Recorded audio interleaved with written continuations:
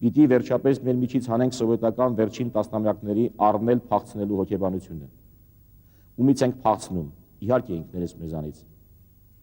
Անգամ սովետական հզոր թվում էր անսպառ հարստությունների տեր երկիրը չդիմացավ առուփախի այդ հոգեբանությանը։ Մեր հույսն ինչի վրա է։ Ոչ մի տնտեսական ծրագիր, ոչ մի կառավարություն, ոչ մի դրսիօգնություն չի կարող ոտքի կանգնեցնել երկիրը, եթե մեզանից յուրաքանչյուրը տիրոջ եւ ծառայի պատասխանատվություն չզգա նրա նկատմամբ։ Հեղափոխություն է պետք մեր հոգիներում եւ մեր գաղափարներում։ Այլապես ծրագրերն ու կառավարությունները հաջորդեն մեկ-մեկու, իսկ սայլը տեղից չի շարժվի։ Առաջին պատասխանատուն իհարկե երկրի իշխանություններն են, կառավարությունը։ Հերոսությունը վերջապես, հայրենասիրությունը միայն կռվի դաշտում չի արտահայտվում։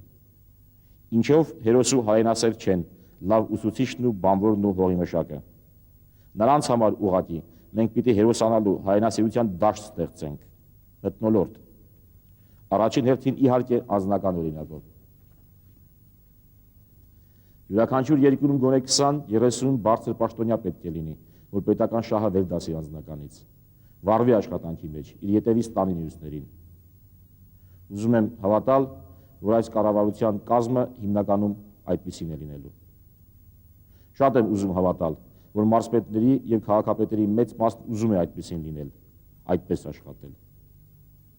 Խնդիր է դրված նրանցից յուրաքանչյուրի առաջ։ Պատասխանատու լինել իրենց համայնքներում ու մարզերում ամեն ինչի համար, ընկած քարի, չգանձված վարձավճարի,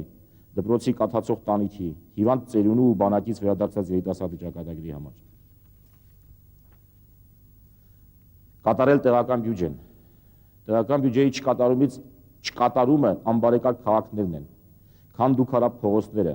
չգործող մշակույթի օջախները։ Այս չափանիշներին չհամապատասխանող ղեկավարները նաև ժողովրդի օգնությամբ կհեռացվեն ասպարեզից եւ պատասխան կտան իրենց չարացների համար։ Պետական դոտացիաները համայնքներին եւ քաղաքներին տրամադրվեն տեղական բյուջեում իրենց հավաքագրած եկամուտներին համապատասխան։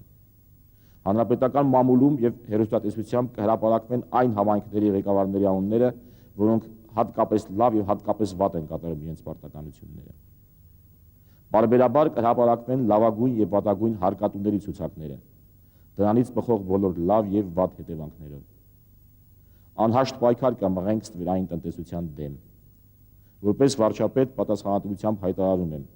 որ Հայաստանում չեն լինելու մենաշնորհային ոլորտներ։ Բոլորի համար ստեղծվում են գործունեության հավասար եւ արդար պայմաններ։ Մշակման ընթացքում են հարկային եւ մաքսային քաղաքականության բարելավման ծրագրերը։ Իմ կողմից արգելված են ամեն տեսակ կանխավճարները։ Ազատ միջոցները, ձեռներեցները պետք է օգտագործեն որպես շրջանառու միջոց։